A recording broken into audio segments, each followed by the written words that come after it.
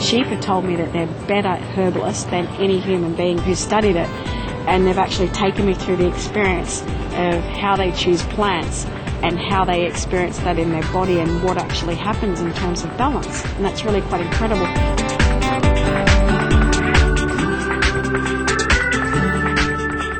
Hello, precious viewers, and welcome to today's Animal World, Our Co-Inhabitants, featuring Australian animal advocate and telepathic animal communicator Jodi Ruckley, founder of Our Place on Earth, a non-profit group that promotes the vegan lifestyle, works to close factory farms, and encourages a symbiotic relationship between humans and animals. Ms. Ruckley is also a producer and director, having released in 2010 her first ever film entitled The Animals You Eat, on factory farmed animals. In February 2011, she published her first book called Through the Eyes of a Cow, where she shares with readers her experiences of telepathically communicating with bovines during her travels around the world. On today's program, Jodi Ruckley discusses some of her extraordinary dialogues with animals. Do you find that animals are naturally telepathic? Absolutely. I feel like the whole world is naturally telepathic, and like there's interactions going on a non-physical level, on an energetic level between all of us. People often comment to me, but how do I tell my dog something, or how can I make sure he's getting my messages? And I often explain that they're already hearing everything from you.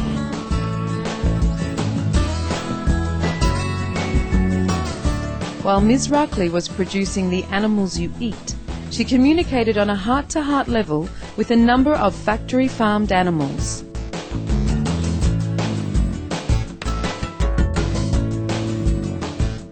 I really see no difference between like the dogs and cats that I've had close encounters with, pigs and the chickens and the cows that I've met inside factory farms. When I go into these places, I actually go in with the awareness of wanting to connect with them, and I want to find out who they really are and what they're about, and it's been really beautiful to share with them. It's also very sad, of course, because the conditions they live in are absolutely appalling, and what I have found, like for example with broiler chickens, the general sense is that a lot of them really don't feel anything at all. They're actually quite dead. I mean, they only live there for a period of 6 weeks. They're only babies when they are at the point when they're actually sent to an abattoir, and they're living in a large shed in very crowded conditions. They're giving a lot of unnatural things like antibiotics, which is really contributing to them not being able to really feel who they are. But what I've also noticed is really incredible. When I've taken a chicken from a broiler farm who's at 6 weeks the day before going to an abattoir, and then he goes to a sanctuary and a refuge, on the first day he already is starting to kind of peck at the ground and do all these natural things, and it's only going to take a short period of time before he can get in touch with who he really is again. And that's the sense that I get, like they just want to be free. It's just a basic life that they're craving, just like all of us really. And just to be able to express their natural behaviours and have close relationships with those that they want to, and be in a social kind of hierarchy, be able to search for their own food and water. Those are the things that are really, really important.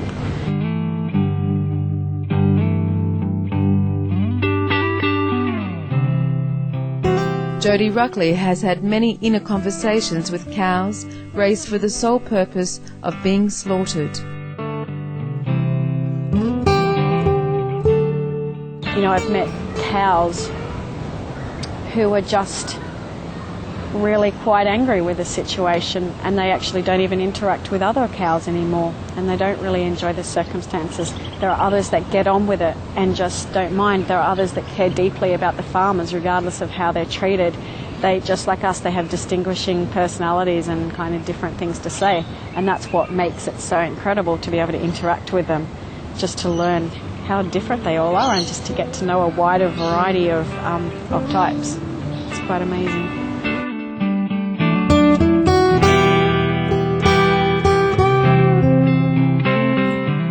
humanity can learn a number of lessons from the way bovines take care of each other at the community level.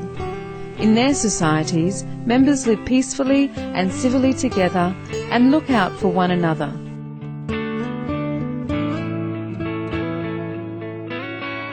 It's really given me far greater insights into how to live in a beautiful community environment with a really nice social structure. Like cows, there'll be one who's like a nominated leader, but she doesn't really call herself a leader. She's just there on level, on par with everybody else. But if there's any need or any trouble, she comes in as the one that's always got the responsibility, for example. They're incredible how they'll look after each other's calves, and there's a real community atmosphere. You know, your mother is your auntie as well as your grandmother. Everyone takes shared care, often like they do in, African cultures and other cultures around the world. They just have all this knowledge they can share with us on how to actually really live in harmony with each other and with the earth, and just how to be very peaceful and compassionate beings. The wisdom that they have to share, I would recommend, is something everybody go out of their way to find out, because it's just incredible.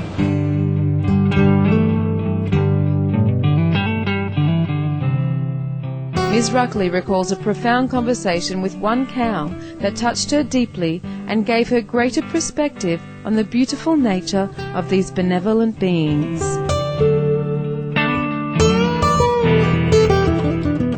I've had a couple of incredible experiences, probably mostly with cows. One particular cow in Switzerland shared with me what it was like for her when she gave birth for the first time, that feeling of being a mother and being completely devoted to her calf. And she also shared with me how terrified she was the first time she went into a milking shed. And one of the most incredible things she shared with me was right from the beginning, when she got in contact with me, she was saying, I chose to have 5 daughters because I knew there's more chance that they'll be with me. And the reason for that, of course, is because male calves don't get to stay at a dairy farm because they won't ever produce milk, so they're taken away. So I was really quite fascinated and said, well, how did you just choose to have 5 daughters? And the way she explained it to me was just simply through intention, in terms of a very simple way. I got that information before I arrived in Switzerland. I went searching for her, and then I confirmed that by when I went through the farmer's records, and I found record of her, and she actually had 5 daughters, so it was really quite an incredible situation.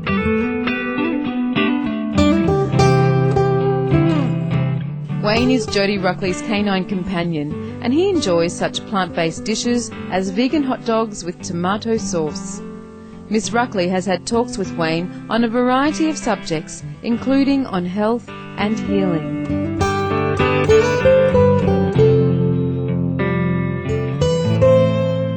One of the experiences that is most prominent for me is one with with the dog that lives with me, called Wayne.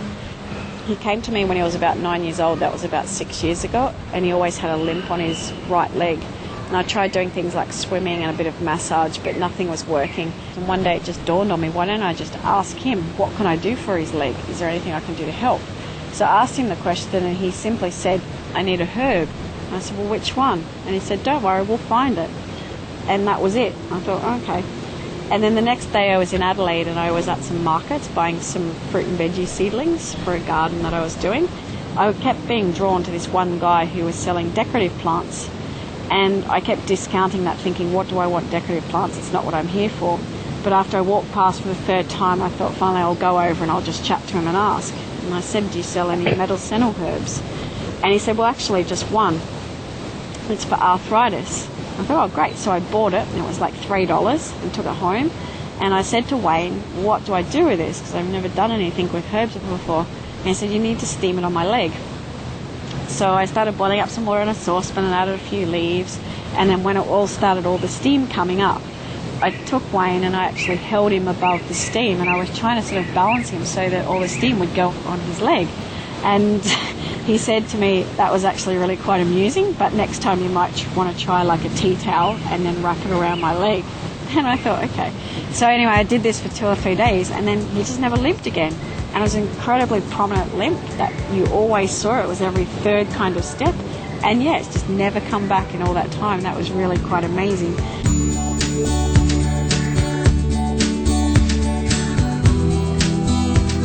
Wow, Wayne, you really are a truly special canine and a wonderful doctor.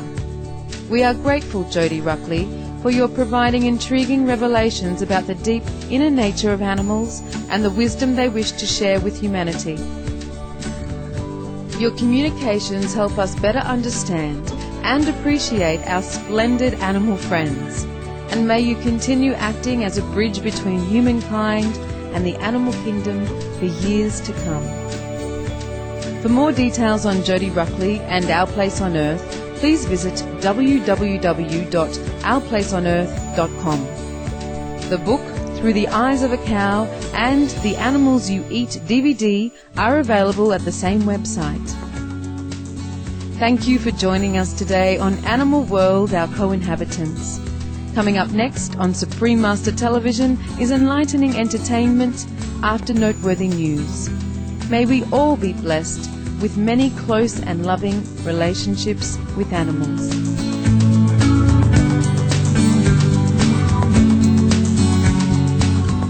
For more details, please see www.suprememastertv.com/AW.